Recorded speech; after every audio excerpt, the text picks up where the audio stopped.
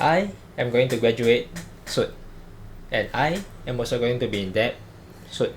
The good news is it's not student loan, and the other news is, well, basically, long story short, over the past few years, I found a woman, got married, signed a lease for a house, and boom, $541,000 house.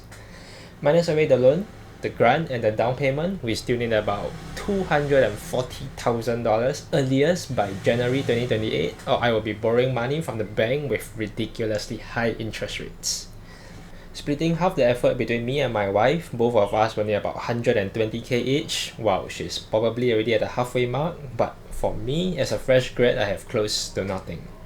And so I'll be starting this new YouTube series called The Road to 100k, where I'll be showing my financial status every month until I have enough to pay for the house and to reach my first 100k.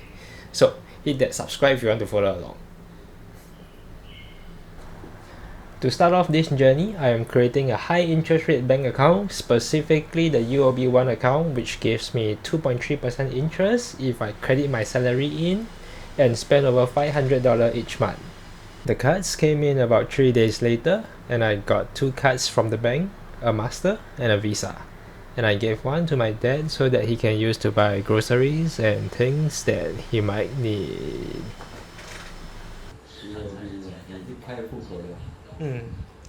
刚刚去拿.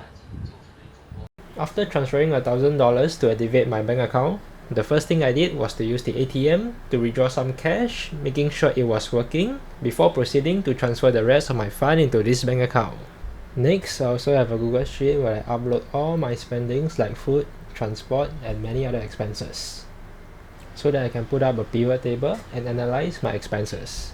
For example, on the month of May, I spent an outrageous amount of 1.4k compared to the other months. This is because I had my exam ended on May, and I went on multiple trips.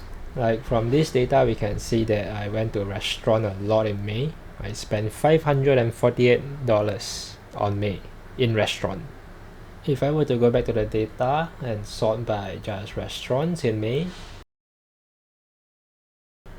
I can indeed see that I went to multiple restaurants, like for example the Uncle Roger restaurant. I also went to Urban Cafe, Mala, Haidilao, Lok Lok Buffet, Arte, Rich Brewery.